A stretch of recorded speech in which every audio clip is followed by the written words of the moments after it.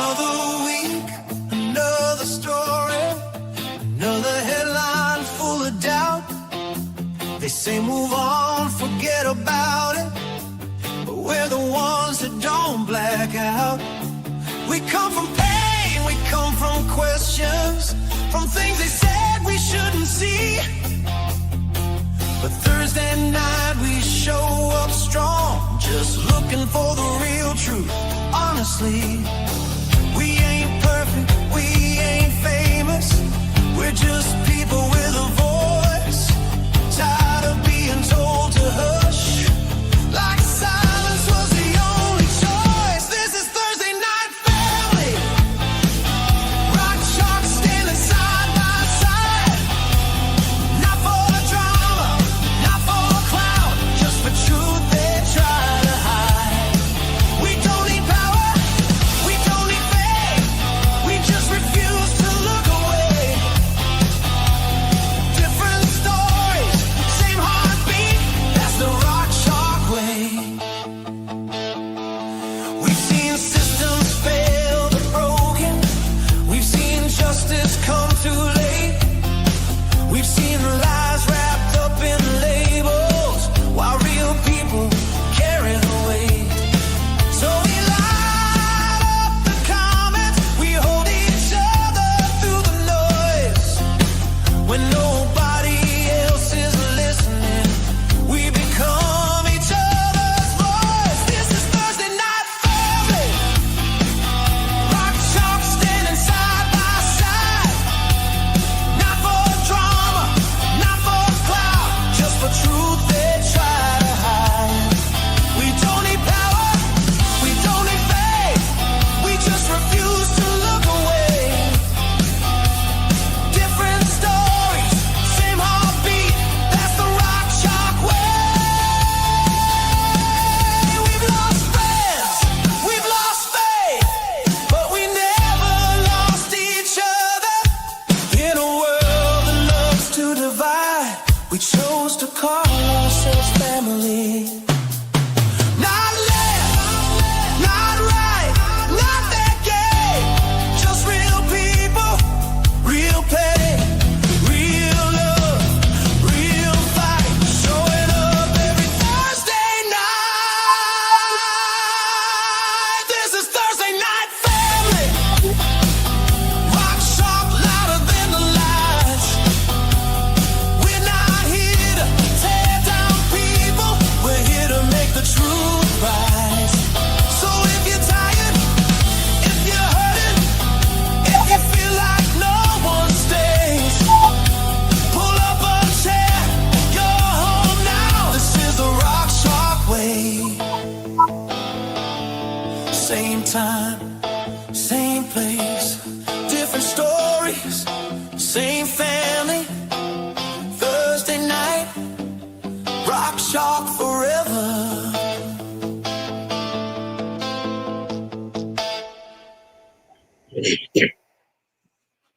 Hello, guys. Thursday. Weather's great. How's everybody doing? Hopefully, everybody's doing good. So, 4 years ago, April 17th, it was Easter 2022. Me and my middle child got into it.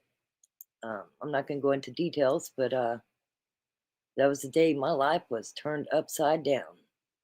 My granddaughter had lived with us, did everything with us. 11 years old, she was actually, was she 11? She's 13 now. So no, she was 9. Anyway, she was ripped from us. Girly girl, you'll probably remember Justified. You're going to remember. Yesterday, I got a text, and it said, hey, is this, and it said my name. I said, maybe. About that time, my daughter Brandy called and told me that my granddaughter Harmony was trying to get a hold of me. I've been really emotional about it. It's this is hard. I've really missed her, and I don't know if I can't take the hurt again. I know that, but I'm excited. She messaged me this morning at 6:30 and said, Grandma, I know it's early, but I just wanted you to know I love you. And have a great day. So hopefully I get to see her soon. We live in the same town. I was always scared to run into her. And at one time, me and Girly Girl's husband Mike ran into her, and she chased the bus. Anyway, I'm happy. These are tears of happy, but see how it works out.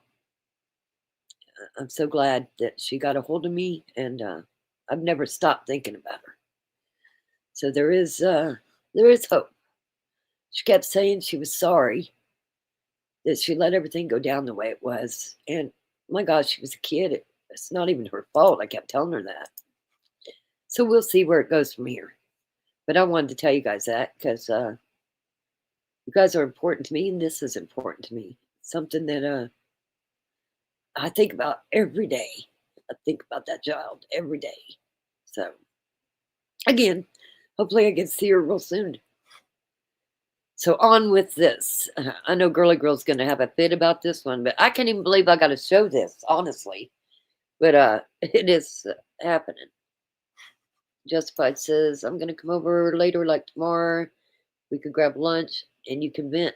I don't need to vent. I'm okay. I am okay. It's just, man, she lived with us. She went everywhere with me and Rick.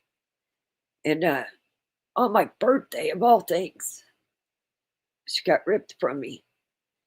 And anyway, it's just hard. Like I said, these are tears of joy. This is something I've been waiting for, and it's just, it's exciting, but it's scary. You know, because what if my daughter decides again that I can't talk to her again? I don't know. Anyway, enough about me. I just, like I said, I wanted you guys to know you're important to me. This is something that's important to me. I'll keep you guys posted on how it's going. Thanks, Girly Girl. Here we go. Okay. Again, I can't believe I got to even cover this, but I feel like we got to cover it. This is crazy. Let me see here. Bathroom bill in the state of Kansas. I told you, Rock, she would return. You did, Girly Girl. You sure did. And let me tell you, Justified wanted to drive over there and give my daughter a piece of her mind, because I used to cry every day, all the time.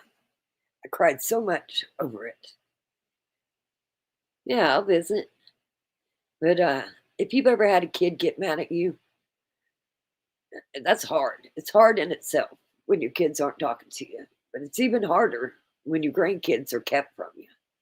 Hopefully nobody's ever had to go through that. But if you're somebody and you're fighting with your parents, you know, unless the kids are in danger, do not keep the kids from the grandparents. That's very healthy.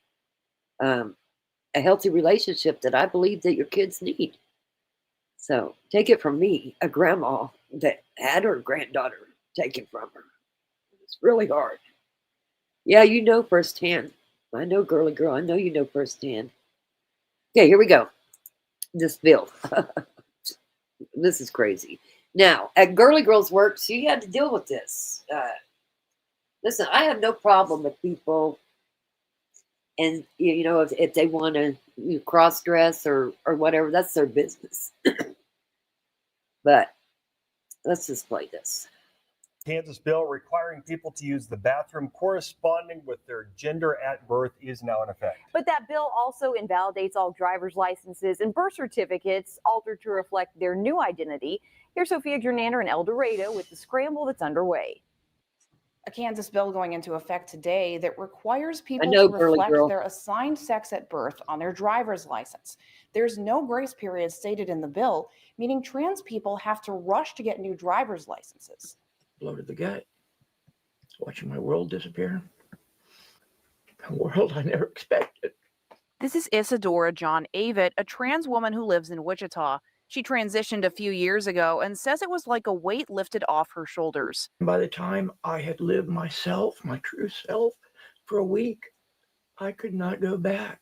Avett now among thousands of trans Kansans scrambling to get driver's licenses updated. At this point, I have no legal driver's license.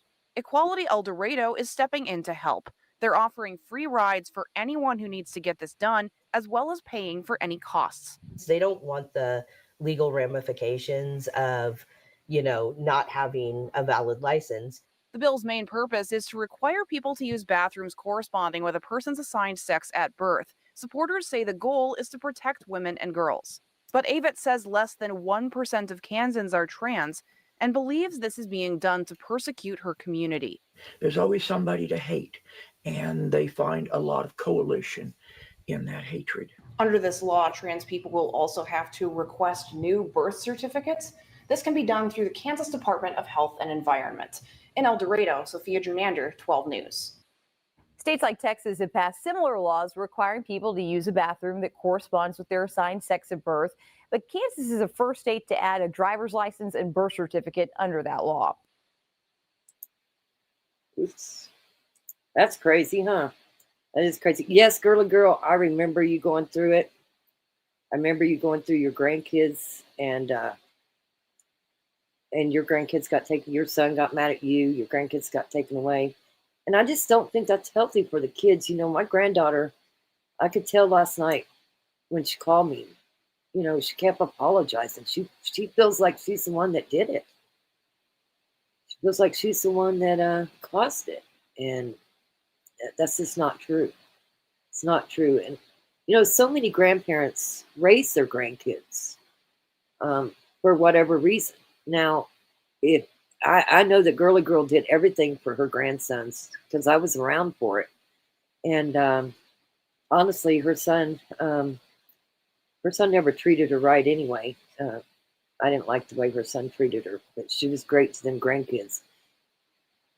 I could see if somebody is not stable to be, you know, still, why couldn't you make sure that they still see their grandkids? But Girly Girl was a perfect grandma. I feel like I was a good grandma. Like, I don't feel like there was any reason to take the grandkid away. So it is what it is. Harmony has a half sister now that's been born. And my daughter told my other daughter, well, I hope she don't think she's going to see the other one. Anyway, we got a lot to work through. But this is a step. Absolutely a step. So we've been talking about Houston. We've got a problem. Your son's still mad at you? I know. My daughter's still mad at me, so that's probably never going to change. We just deal with it, right? And I know your grandsons came back. You got to see them. They got older and they came back. So you was right. Anyway, Houston. I found an article about Houston yesterday again. So I still think there's a serial killer there. All these bodies ending up in the bayou. Hey, Journey, how's it going? So here we go. Just because we've covered it before, I know a lot of people from Kansas and Oklahoma go to Houston. I know my daughter went to Houston for spring break. Spring break's coming up. If you have family members going, please at least make them aware of what's going on around there.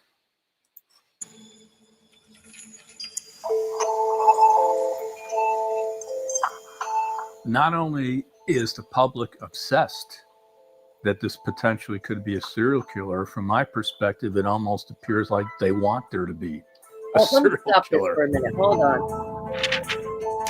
Let me make sure I go to chat because I think I missed some here. Want to make sure. I don't think anybody said that transsexuals are not just Democrats. And listen, I have no problem with transsexuals at all. Listen, I don't care what people do with their life. Now, do I think they should be able to go into the, if you're a male, go into the female's bathroom? No, I don't agree with that. But you know how people, who people want to have sex with, who they want to marry, how they want to carry on their life, I really don't care. You know, one of my favorite cousins is gay. And I love him to death. I used to really enjoy being around him. So I don't want anybody to think that's against them. But now Kansas is requiring them to have a driver's license, and they have to go into the bathroom that that suits them from what they were, their gender when they were at birth. Now, a lot of people, Walmart's one of them, they have a couple of transgenders that work there that go in the female's bathroom. Well, used to go in the female's bathroom, and it made a lot of people uncomfortable. Now, it probably would make me uncomfortable too if I was having to use a bathroom with somebody that maybe shouldn't have been in there. So that's where that went. Let's see here. She feels guilt because your daughter ripped her out of your arms, and she feels like she's to blame. She does feel like she's to blame. That's for sure. Hey, Nona, how's it going? Haven't seen you for a while. I missed you all. Sorry for the estrangements you're going through. It's sad. Well, I guess I'm finally getting to see my granddaughter again. Hopefully, it sounds like it. So, Journey's alive. Journey, you're alive. It's good to see you. Them wild pigs didn't get you. Thank goodness. Yeah. Men should not be in women's sports either. I agree. You know, my granddaughter is doing wrestling. I did not know that, but she's a wrestler. Everybody needs to use the proper bathrooms. I agree. And Journey says, yep, I'm here. Anyway, this is an update on Houston. They've already had one for 2026 in the Buffalo Bayou. Now, the mayor, the chief of police are trying to say it's homeless people that's fallen in the water. Well, if there's that many homeless people falling in the water, take care of the homeless then, right? But I don't believe the one girl was from college. She was in college, so it's not homeless falling in the water. Every single body that's recovered from the bayou has an autopsy performed by the Institute for Forensic Science. What does it say Kenneth's cause and manner of death is? Undetermined and undetermined. Another body has been found in a Houston bayou, marking the 32nd death in the city's waterways this year. There is a huge frustration amongst family members. They want answers. What happened to their loved one? We knew the second that we knew he was missing, something happened to him. Grief is intensified when justice is lacking. We've got to attack this from a lot of different ways, but stoking fear about a serial killer is not one of them.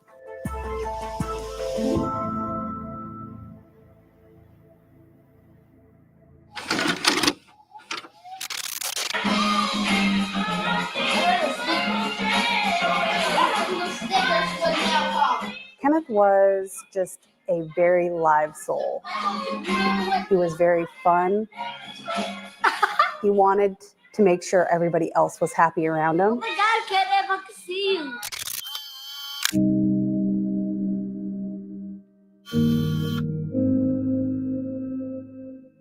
My family is an Italian family from New York, and growing up, there was 3 generations under one house. It was my grandmother and my grandfather, and then my mom and my uncle, which is Kenneth's dad, and then it was me and Kenneth. I'm Lauren Freeman, and I am Kenneth Cutting's cousin. I was in high school when Kenneth was born, so there was a lot of help of raising him.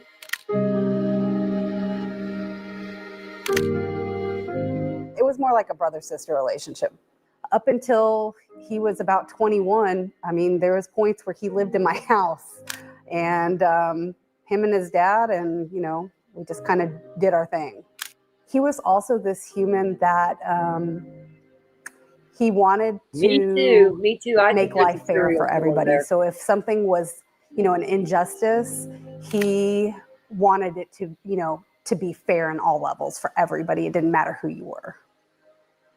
The morning that we found out that he was missing, my uncle and my husband, we actually went out looking for him, and my uncle went and filed a missing persons report. Do you think that Kenneth would know that you and your uncle are fighting to get justice for him? The family that I've been in the most communication with is the cousin of Kenneth Cutting. My name is Jaywan, and I'm a reporter in Houston, Texas at KPRC. When I broke the story about 189 bodies being found in the span of 8 years from 2017 until 2025, Lauren reached out to me on TikTok. I'm continuing to look into the bodies found in the bayou and analyzing all the data. The medical examiner's office has ruled Kenneth's death as undetermined. That isn't good enough for her, and she wants answers. She deserves answers. They all do. Kenneth was in a polyamorous relationship, and he went out with his 2 boyfriends that night to Pete's Dueling Piano Bar. There's video footage that us, the family, have obtained from Pete showing that there was a disagreement between him and one of the boyfriends. And you can see Kenneth storming down and they're both cursing at each other. Then Lauren told me that one of the boyfriends texted Kenneth's dad and said, yes, Journey, he was found in the Buffalo Bayou outside of Houston. Kenneth went berserk. He jumped out of the car and we weren't able to get him back in. That Kenneth hopped out of one of their cars in a really dangerous area of Houston at 3 a.m. Then about 9 o'clock in the morning, it might have been 9:30, my uncle called me and said, Lawrence, something's wrong. He said, something is wrong. And he told me, and I said, give me a second, we're on our way.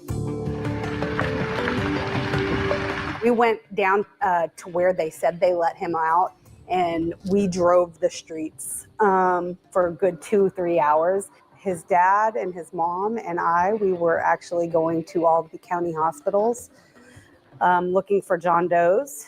And we were in the waiting room of Ben Taub, and my uncle received a phone call from the missing persons detective. And he goes, well, they found your son in Buffalo Bayou.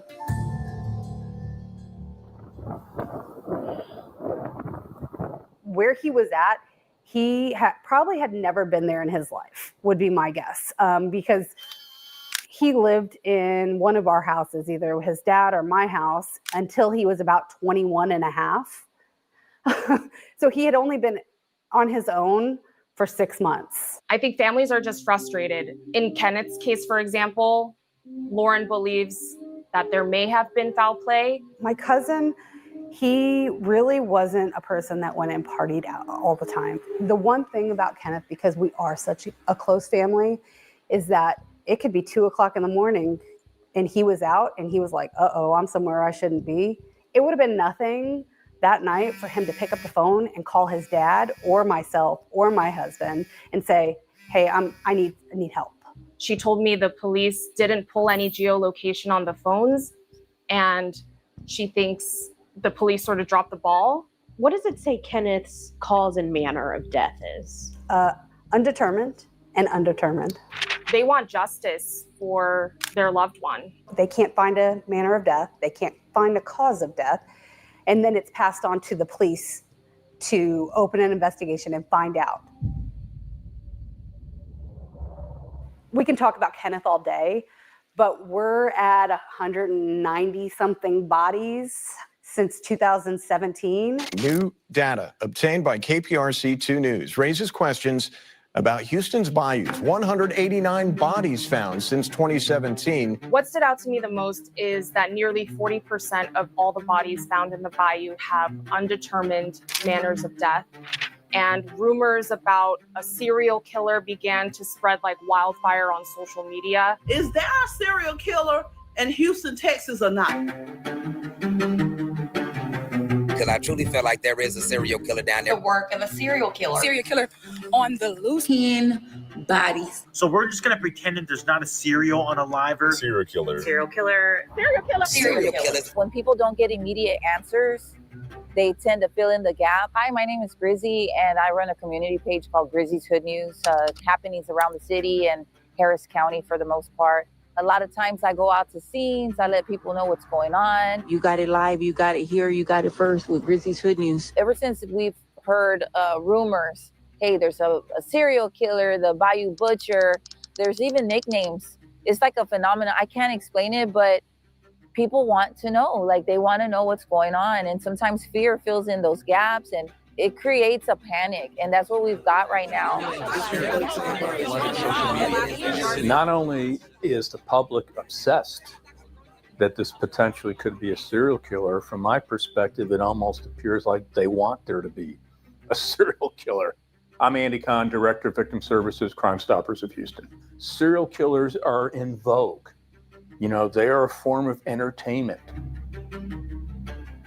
I'll be doing Facebook Lives on a whole other subject, and people are like, what about the Bayou killer? What about the serial killer? Serial killers kill people, you know, and they cause an undue amount of harm to so many different families. And it's almost like we're celebrating that maybe we have a serial killer. That's a lot more than 119, 179.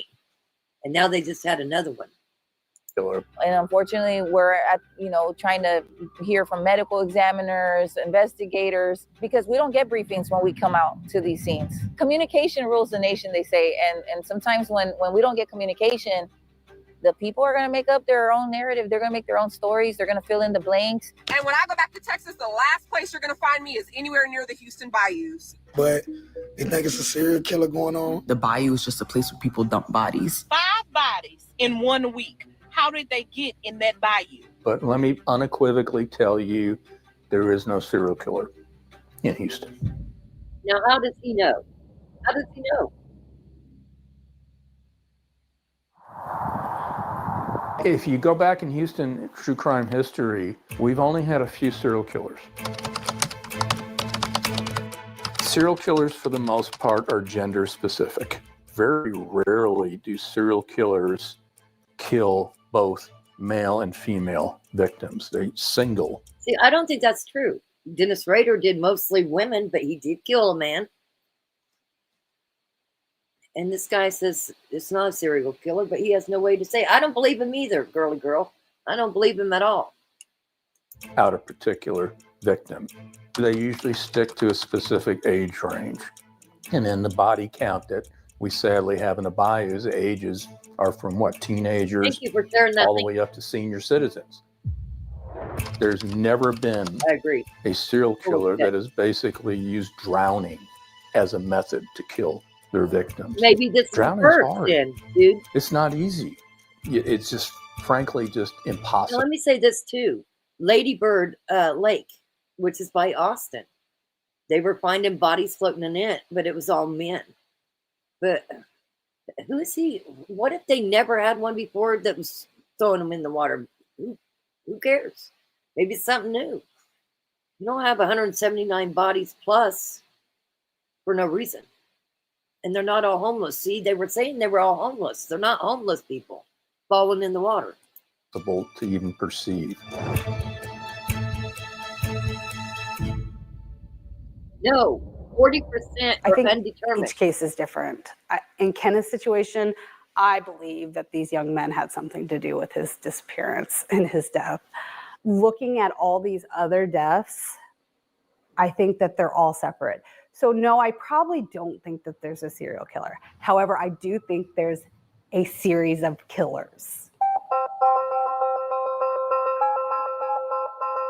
Yeah, I agree. We do not have a I serial don't know killer why there's not that is cameras. routinely dumping their victims into the bayou. I'm Sean Tier, and I am the district attorney of Harris County. Yeah, we're in 2026. You're filmed everywhere. Why can't they put cameras up? We said this last time we had a live on this. I don't understand why they don't put cameras up. I really don't. Historically, and in the majority of times, it is a passerby or a cleanup crew that spots what they believe to be a body. We're going to get a 911 call, and the first responders are there. Are they initially investigated as homicides? Always, regardless of the ultimate outcome of the death, it is going to be investigated by either HPD or the Sheriff's Department homicide teams. Some families are not happy because they have yet to find out from the medical examiners, maybe a cause unknown or the circumstances. They don't have answers. Maybe they haven't ruled anything yet. Medical examiners are scientists. They're always going to err on the side of we don't have enough information if they don't have enough information.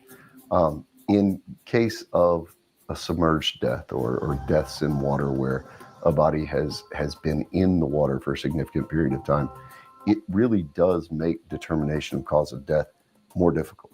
When you think about it, depending on the time that it's been in the water, tissue is going to decay faster, tissue is going to fall off. You're going to have aquatic animals feeding on the tissue. And if it is a long enough period of time, you're not going to have the evidence of the trauma that potentially could have caused the death as prevalent and easy to see. And when you're talking about a pond, or a stagnant body of water, it is less destructive to the body than our waterways, the bayous, because our bayous are moving. The high velocity in these bayous is right at the top, right in the middle. I'm Phil Bedient. I'm a Rice professor. I am the director of the Speed Center at Rice, and I mainly perform research on flooding, flood problems, and flood alert systems.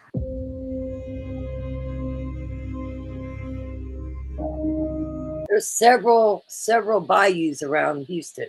Like, that's what all the water is around Houston is bayous. Several miles.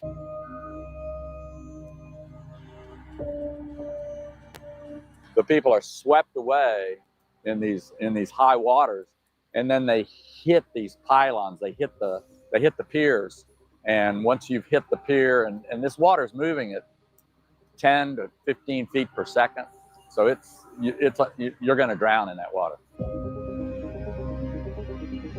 There are undersurface obstacles and things that the body hits and moves through, and so you see post-mortem trauma in those that aren't evidence of the reason they went in the water or the cause of death. And so when you add that on of having to differentiate between post-death and post-mortem trauma and pre-death trauma, it adds a layer of difficulty for the medical examiners.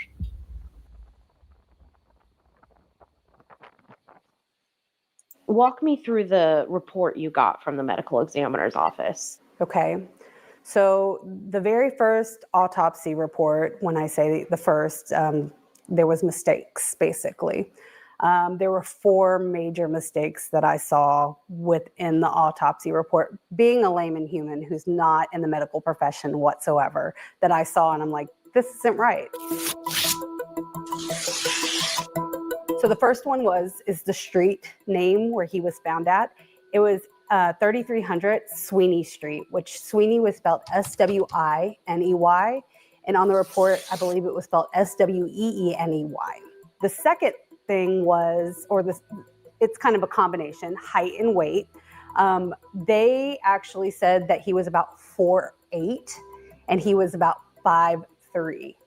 And then they said that he weighed 89 pounds, and he fluctuated anywhere between 115 and 125. The fourth mistake, or third, however you want to view it, was that they said that there was medical hardware in his neck. And immediately that threw a huge red flag for me. Living in the same house, being as close as we are, the kid never had surgery a day in his life. We knew that.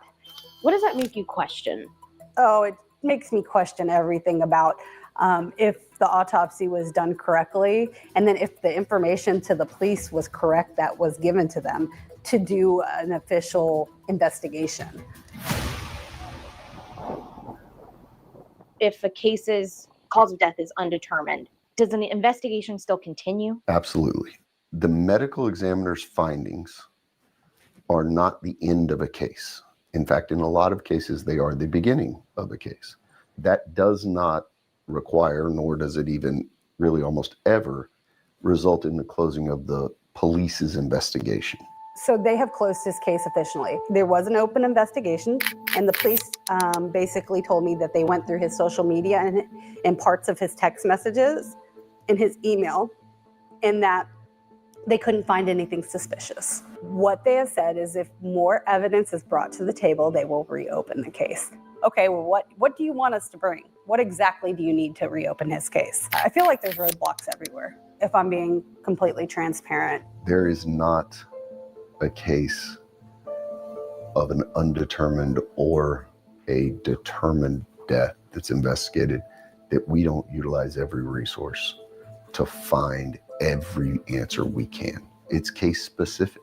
There are avenues that homicide detectives and then the DA's office run down until there is nowhere else to go. I've been investigating since day one. I've done more investigating than they have. And I just keep thinking to myself, like, I can't stop. I won't stop. Numbers are high. Numbers are really high. It shakes me up too.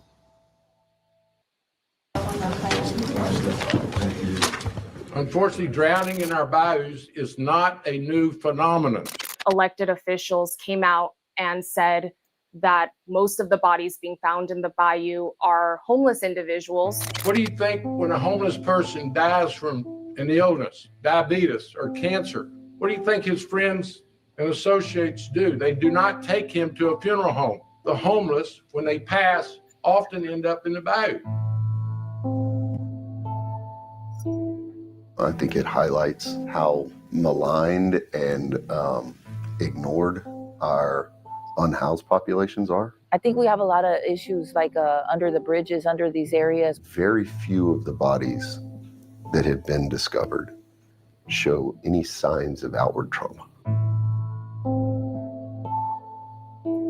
In this day and age, if somebody was actually doing this and killing people and putting their bodies in the bayou, somebody would have come forward. I think it's important for the families to be heard and these concerns to be heard. People being found in the bayou is at an alarming amount. That's stressing, like, to hear. Each case is so unique, and they just want each case to be investigated on its own.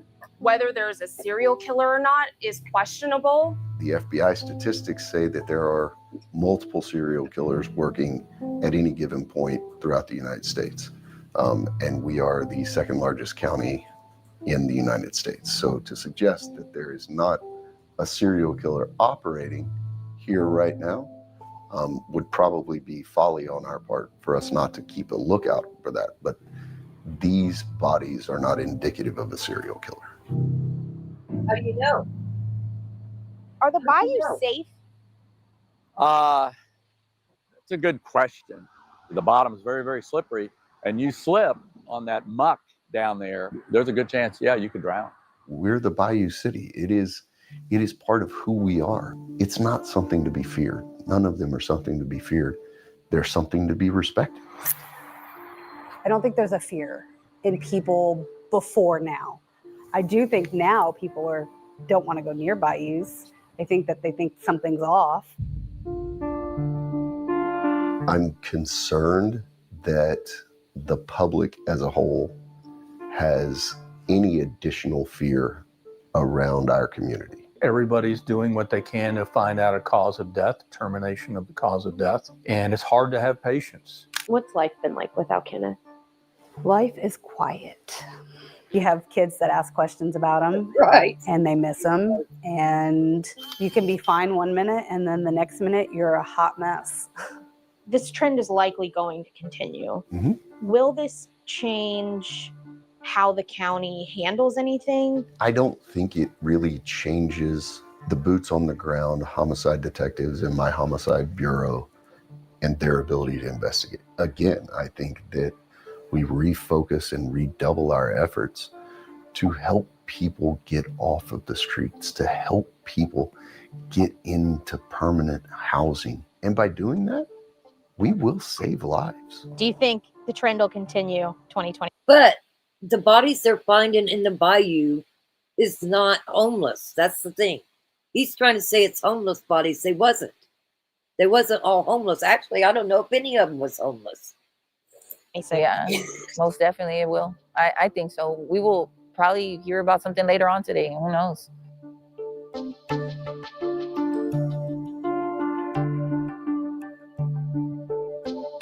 Says moments after this interview, a person was found floating in the Buffalo Bayou, the first one of 2026. This is crazy. It was actually another KPRC2 crew that was down here on a completely different assignment, doing a story here downtown, that actually saw the commotion by the water, went over to the water, and then saw the body in there. And that was before HPD or Houston Fire or anybody was even called at that point.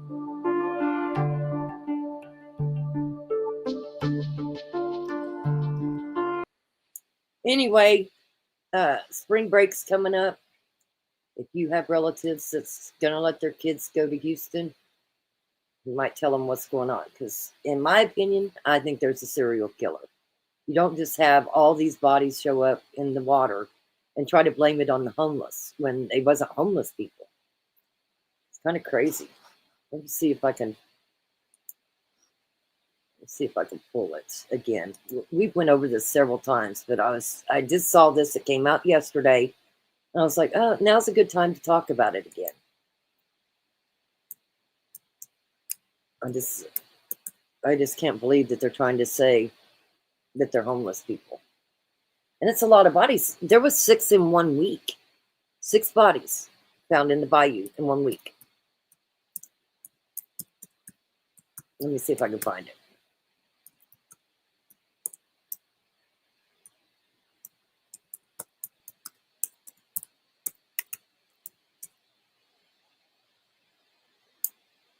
Five months ago. Here we go. I'm going to play it. This is only a short. Let's see here. Oh, no, this one's 3 minutes. We'll play it. There's a short, but I found something else. We've already seen it, but I'm going to play it again.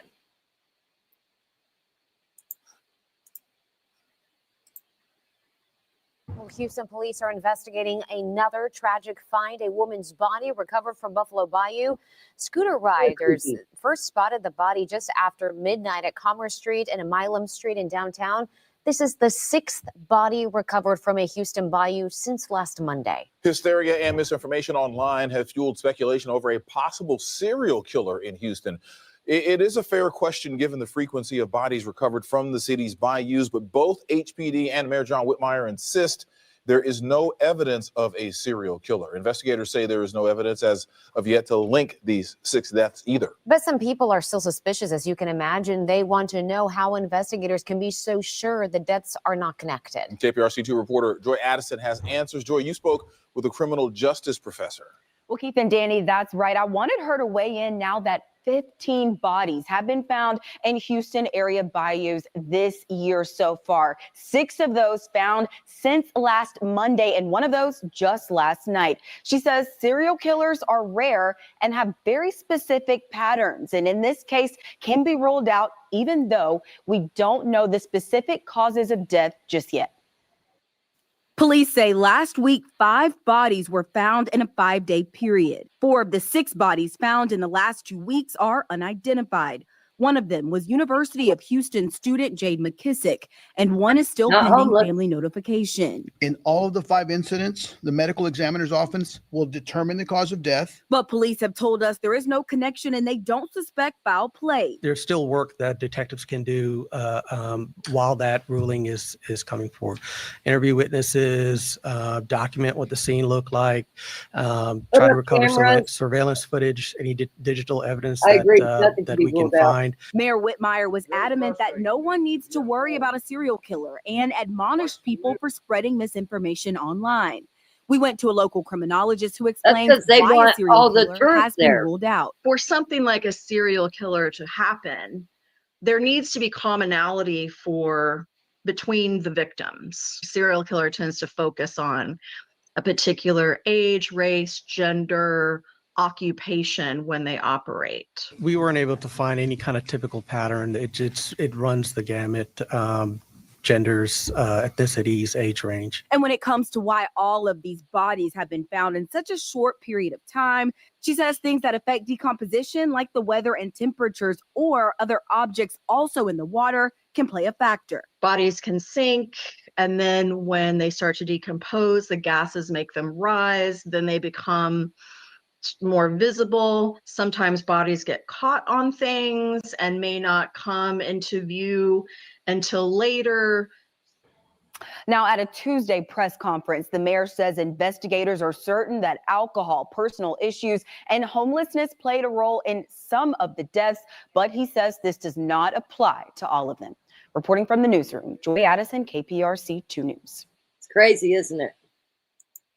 Well, again, I think there's a serial killer, or like I said, a series of killers that's killing people and throwing them in the damn bayous. I mean, that would be like, going Lake of the Ozarks, okay? That'd be like them finding 5 bodies in that huge body of water, but they're all not connected. It's just strange.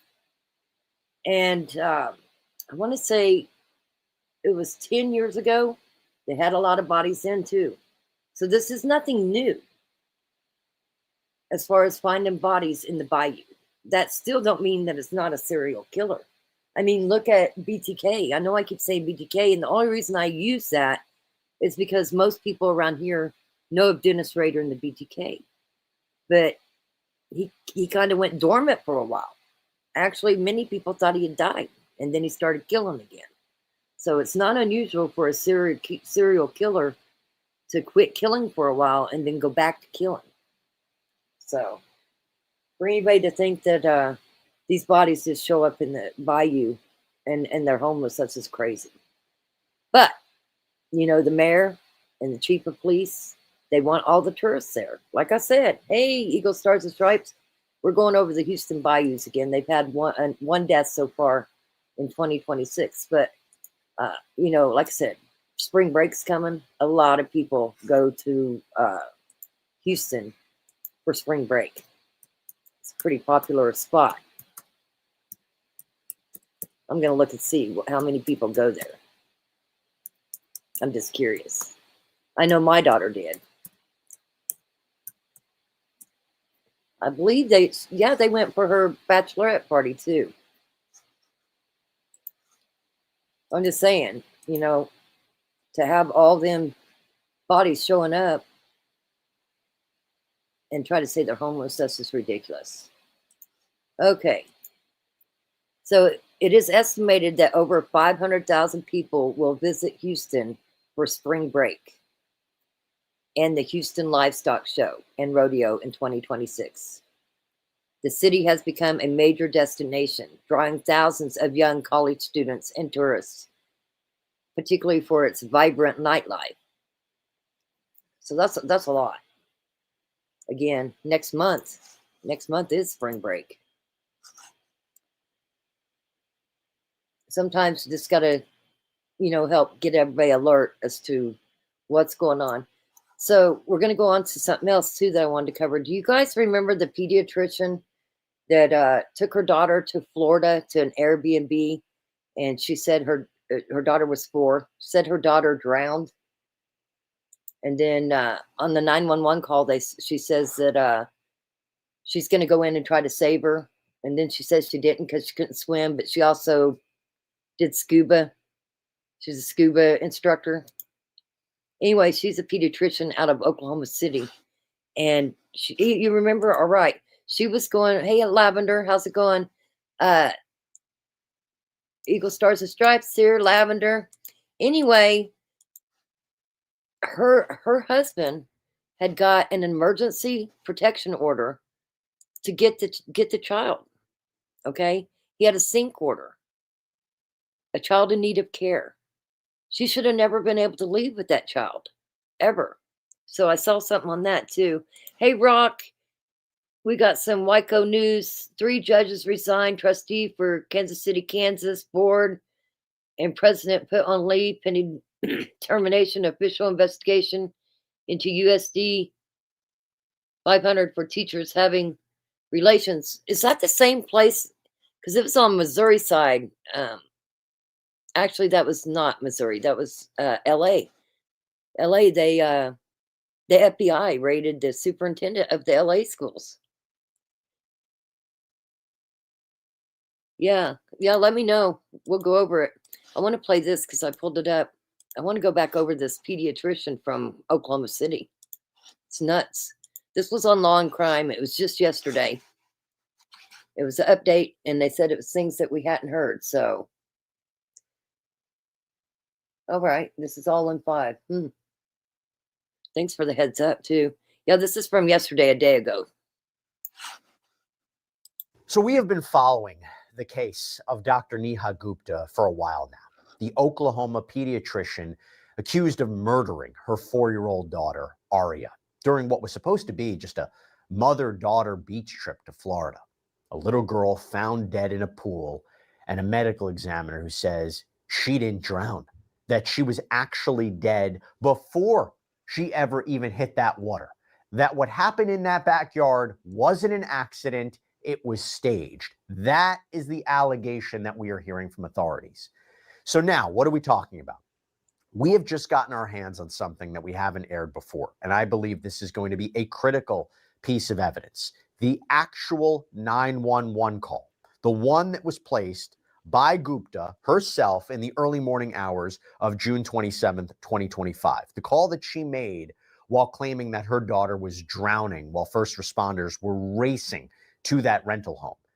And here's the thing, as you're listening to this, you'll hear things that, knowing what we know now from the autopsy, or seemingly what's being claimed from the autopsy, from the investigation, they hit completely differently. So I want to play you a little bit of that for you right here, and obviously we'll talk more about it. I found the stick, but I can't move her. What can I do? You need to try to get her out, ma'am. Yeah, I'm trying. I'm gonna go and try to get her. Okay, yes, I need you to try to get in now. Try to get her out. Yeah. So here's what we know from the arrest warrant. Okay. And by the way, these are just allegations, but this is from authorities. Despite what you just heard her say there, that she was going to go in and get her, she apparently told investigators later on she couldn't swim. That's why she couldn't pull her daughter out. And so when you hear her say that she's going in, what exactly was the plan, right? That's just one moment. There are a lot more, and we're going to play it all out for you. I want to lay out what is being alleged according to police up until that 911 phone call, okay? So it starts in late June of 2025. Dr. Neha Gupta, a pediatrician from Oklahoma, travels with her 4-year-old daughter, Aria, to a short-term rental home in El Portal, Florida. It's a little town just outside of Miami. Now, on paper, it's supposed to be a mother-daughter beach getaway, quality time, a nice thing. But here is the first apparent red flag. Investigators would learn this later, that Aria's father, Gupta's ex-husband, had no idea that they'd even left Oklahoma. No idea that his daughter was in another state. And that's important because the two of them were apparently in the middle of a brutal custody battle back home, where Aria's father was even requesting for the court to order Gupta, Neha Gupta, to submit to a psychological evaluation. And we're going to come back to that. But we go now to the early morning hours, June 27, 2025, around 3:40 a.m., police and fire rescue get called to that rental home. And the person who made that call, again, Dr. Neha Gupta, she is reporting that her daughter has drowned in the pool. Let's listen. Miami-Dade Sheriff's Office. What's the address of the emergency? County, this is City of Miami doing a transfer. She said her daughter is at the bottom of the pool. She's on the line. I tried to get her out. What? It's a house. Yes. Okay, tell me exactly what happened. So we were sleeping and I heard some noise. She was in the pool. I tried to save her, but I don't know how to swim. She went down on the pool. Okay. Is anyone able to get her out? No, it's just both of us here. It's an Airbnb. It's just it was just me. Just you? Okay. Yeah. Okay. I tried my best to get her out.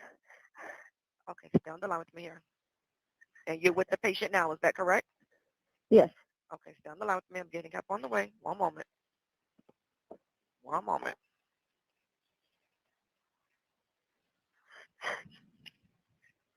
How old is your daughter? 4. 4 years old? At this point, the dispatcher shifts gears and she asks Gupta if there's a pool skimmer, anything that she can use to try and reach her daughter. Okay. Is there like a stick, like with the pool stick, like if you're cleaning out the pool? I don't know. Let me check. Look on the wall or on the side out there by the pool. You need to try to get her out of the water. And she was a pediatrician at University of Oklahoma.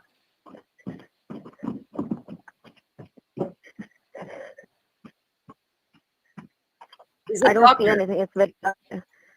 Okay, find something to see if you can try to pull her out with. Okay. Do you know how far is EMS or somebody who can get her out? Way, ma'am. Oh, they're on the way, but you need to try to help her. Find any way you can to try to get her out. 1 second. I'd drown trying to get him if I couldn't swim. I'd still jump in. Crazy. Oh. But she can scuba dive, but she can't swim. That's crazy.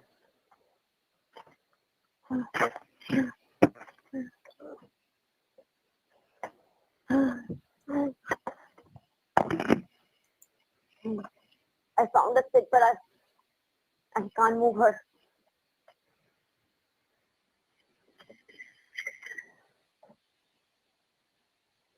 What can I do? Hello? She is too calm. Hello? Is anyone here? So the dispatcher then tries a different approach, and she needs to know exactly where in the pool Aria is, the shallow end, the deep end, 3 feet, 6 feet, because that changes everything about how first responders are going to approach this when they arrive. But what happens next, I have to tell you, is incredibly hard to listen to. Okay, what side of the pool is she on? Is she in the 3 feet side? Is she in the 6 feet? What part? I think it's 9 feet. I don't know how deep. There's no measures here, but the pool is 9 feet deep. That's right. Okay. You need to try to get her out, ma'am.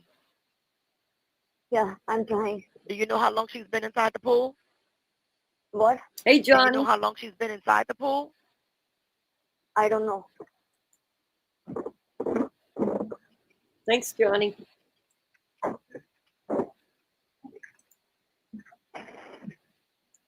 This is a pediatrician from Oklahoma City. Took her I'm daughter gonna go in to try to get her. to an Airbnb Okay, yes, I in need you to try to get Florida, in there. and her daughter drowned. Try to get her out.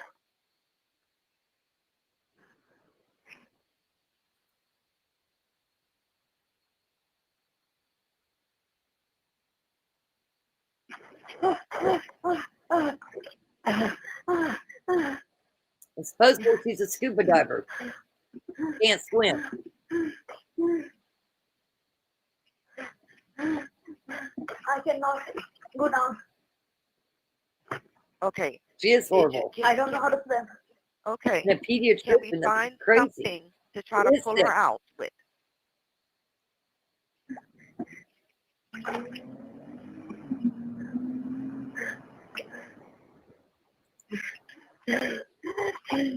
Well, when they did the autopsy, the little girl did not have any water in her lungs. And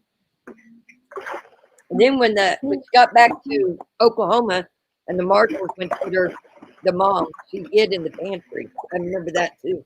I'm being her the stick.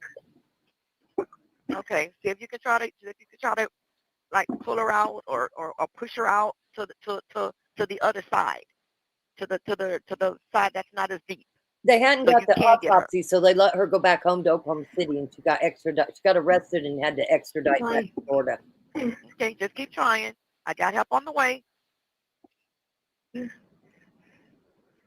That's the point. They're saying that she probably put a pillow over her daughter's head and smothered her. That's what they said. Yeah.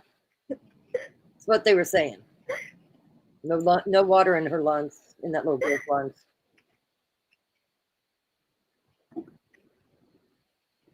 How you doing? She's saying she couldn't even get her daughter out. This is crazy. Okay, the police is outside. Are they able to get inside the house to get to the baby? I'm gonna open the door. Okay, go open the door.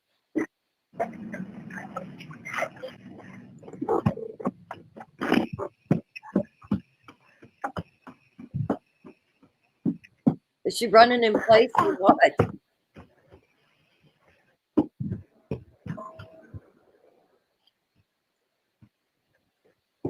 Is she on the phone just stomping in place?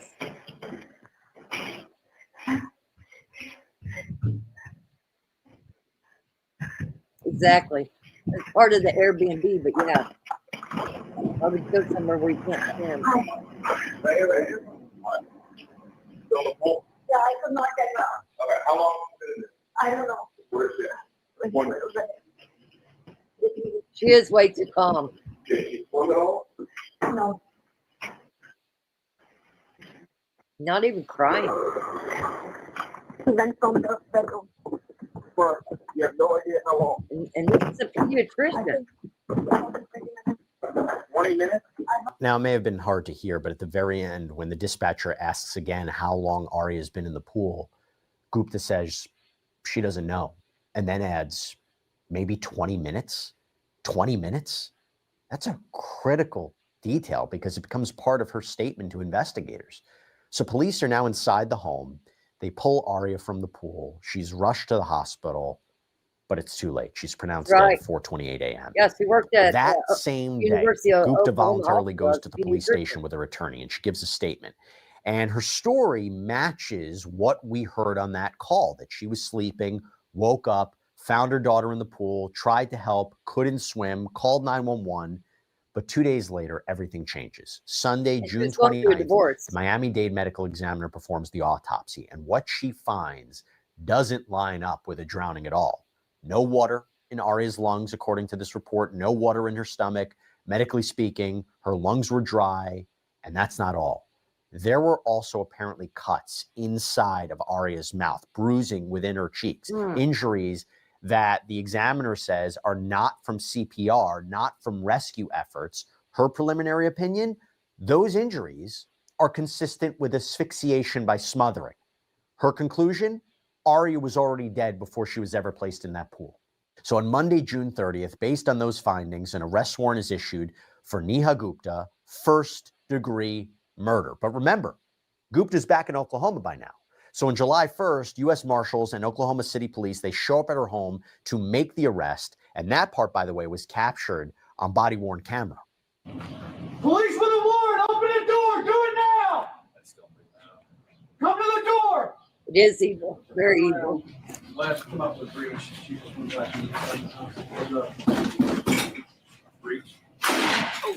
This is where she's hiding in the pantry.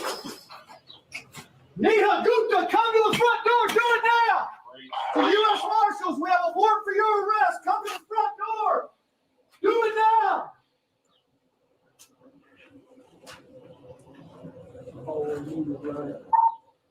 We saw her.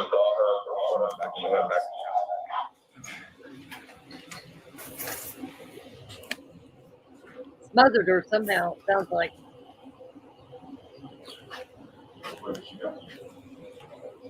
But she thought she'd take her all the way to Florida and she wouldn't get caught. Yeah, she's hiding. She's hiding in the pantry here. I remember seeing this. She's going through a divorce and losing her mind.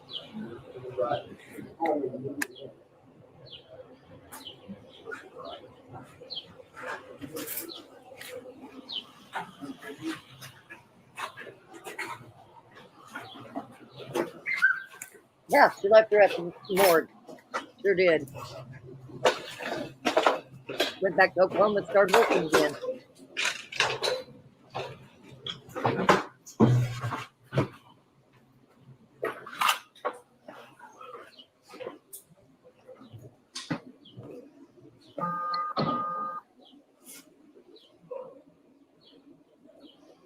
We got y'all's light over here. Wraps around us. Yeah. You want us to move up or you got that? Let's push and see what's on the right side of this closet. Closet.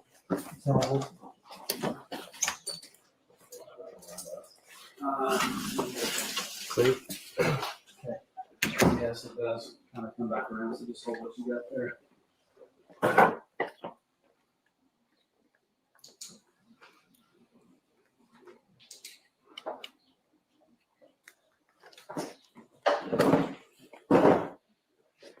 Partially open the door all the way down to the home. Does that go out to the garage right there? Yep.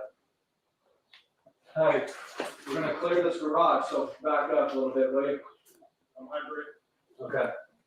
It's unlocked. I don't know, but she's hiding in that pantry. Like she thinks they're going to go away and not find her. It's crazy.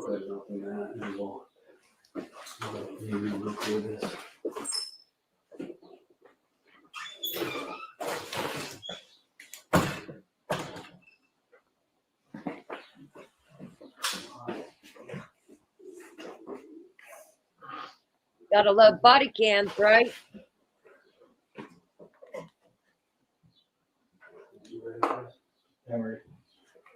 Absolutely, you'd die trying to save her, even if you couldn't swim.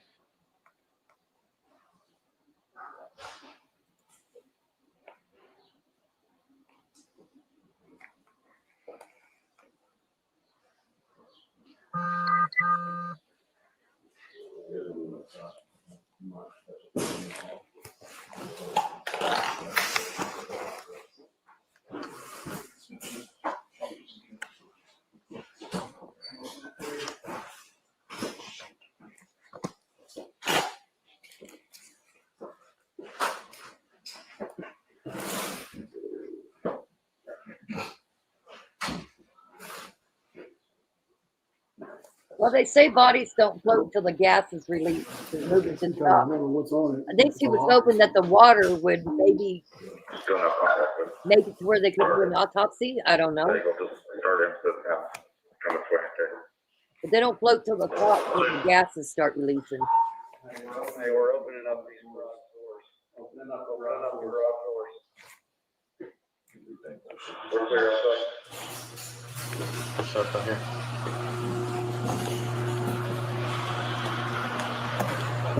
Here it is. This is window finder right here. Hands! Hands! Come out! Contact on the ground. Come here.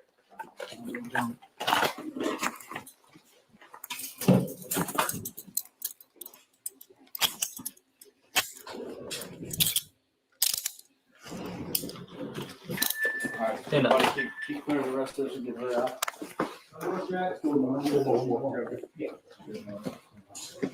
She hasn't been checked. You good? Or take her. Do you want to help him? Yeah, they find her in the laundry room, arguably hiding. I'm sure her defense counsel will say differently, but that's where they take her into custody. And I mentioned earlier that Gupta was initially charged with first-degree murder. That wouldn't last. This is weird. So in the weeks that followed, the charge would shift. And more than once, by the way. It's not unusual for prosecutors to upgrade or downgrade charges, but this one's a little different. So at an August 7th hearing, prosecutors announced that they were dropping the first-degree murder charge and filing a different charge. Aggravated manslaughter of a child. Manslaughter, reckless conduct. It's different than murder, where you're talking about intent. 6 days later, changed again. They dropped the manslaughter charge and filed a new count, second-degree murder. And that is where it currently stands. Now, the last time we covered this case, there was surveillance footage that had been released from the rental property. And it seemingly showed Aria in the days before she died, arriving with her mother. There's a food delivery, there's a diaper change, then you have Aria being carried inside for the last time, ordinary moments. But knowing now how the story ends, this is very haunting to watch. And to understand why investigators saw something beyond just a tragic accident, you have to understand the backdrop against which this whole situation unfolded. The backdrop is this custody battle that I mentioned before, a bitter one, because back in Oklahoma, Gupta and her husband, her ex-husband, they were locked in, according to court records, these fights over primary custody, over daycare, over attorney's fees. But in the months that led up to that Florida trip, things just escalated. In April, Aria's father filed a motion to enforce a psychological evaluation of his ex-wife, Neha Gupta, citing alarming behavior. The filing stated unreasonable positions on issues concerning the child, unusual mood swings, and erratic behavior, raising concern for the safety of the minor child, extreme conflict and defensiveness with almost all persons caring and providing insight for the minor child. The motion went further, asserting that Gupta's behavior led him to believe, quote, she has mental health issues that are not being treated, that an evaluation of her mental health is crucial to ensure the safety of the minor child. And then in May, an Oklahoma judge granted an emergency order awarding temporary sole custody to the father. The reason stated was, quote, the court finds that an emergency exists and that the respondent will continue to interfere with medical treatment of the minor child. So that's what was going on when Gupta took Aria to Florida. She was under a court order concerning medical interference, had a pending request for a psychological evaluation hanging over her, and had just lost temporary custody. And Gupta remains behind bars in Miami-Dade County, awaiting trial on that second-degree murder charge. I believe that 911 phone call will be a key piece of evidence in her case. Her attorney maintains that Aria's death was just a tragic accident, that investigators rushed to judgment. She's due back in court in May for a hearing, and if we find any updates, we'll make sure to cover them here on Sidebar. But that's all we have for you right now. There you go. Also, I looked this up, Journey, just because I wanted to know too. It says a drowning victim, including a 4-year-old child, will typically sink immediately after death. as her lungs fill with water, but we know she didn't have any water in her lungs. The body will only float to the surface later once enough decomposition gases have built up internally to cause it to rise. Usually takes days, not minutes or hours. So there you go. Drowning is often a silent and very quick for a child. It can happen in as little as 20 to 60 seconds. It happens very quickly. Anyway, that's just sometimes I'm trying to come up with stuff to go over, and I like to follow cases that we've talked about before and try to go up with the latest. So hopefully everybody gets out and enjoys the weather. It's going to be nice. I think it's going to be nice here. It's going to be nice in Oklahoma. Get out, get some fresh air, get a little bit of exercise. Have a great weekend. And we'll definitely, we'll see you on Tuesday. And, Stars and Stripes. I'll try to look into that too. I did see where the main judge, the head judge, stepped down, but she said it was for family reasons, personal reasons. So, yeah, Louisiana, it's going to be nice. It's going to be gorgeous. And listen, got to get out, get some fresh air, get your body moving. You know, it'll make you feel good. Even if you have a walker, go out and sit on the porch. Breathe in some of that fresh air. And how's Leroy doing? How's Leroy doing? Hopefully he's doing better. We know they're waiting on Girly Girl's husband, Mike.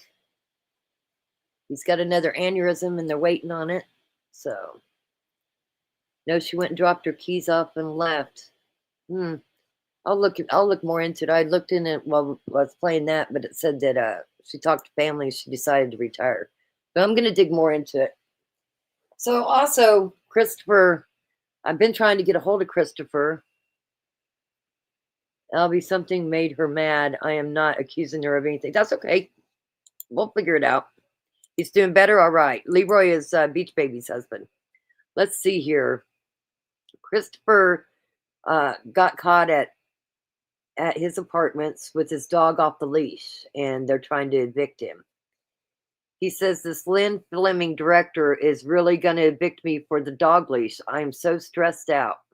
She only works 3 days a week and let other people do violation. I want to cry. In fact, I have. And I've tried to call him several times. I've not been able to reach him. I'm going to keep trying to reach him, but he definitely needs some prayers. You have a great night and a great weekend. Chat, have a good time. Like I said, at least get outside, get a little bit of fresh air, even if you just sit on the porch. Just get some fresh air. Fresh air is good for everybody. Much love to everybody, and we'll see you Tuesday. How about that? Does that sound good? All right.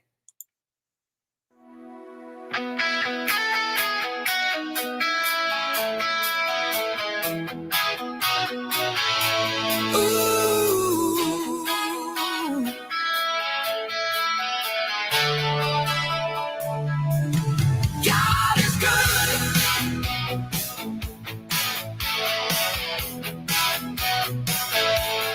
God is good. Oh. When the nights feel heavy, when the road gets long, we've all been broken, but we still stay strong. From every tear to every prayer we send, we found a home in the love of our friends. We don't walk alone, no, not today. We lift each other when we lose our way. God is good all the time. All the time. God is good, even in the fire, even when misunderstood. We stand together, hearts open wide. Rock some family, walking side by side. God is good all the time. Hear the family say, through the storms of life, He makes a way. No matter what the world puts us through, we rise in faith, we rise in truth. Girly girl for 20, Hawkeyes in the light, lavender justified, holding on tight. Galen Star Stripe, Jezebel too, Leroy and Beach Baby, we see you. Jake Thomas, Balls and Bud, Stacy standing strong. Lollipop, Black Open, sing this song. Dan Anthony, delightfully chaotic flame.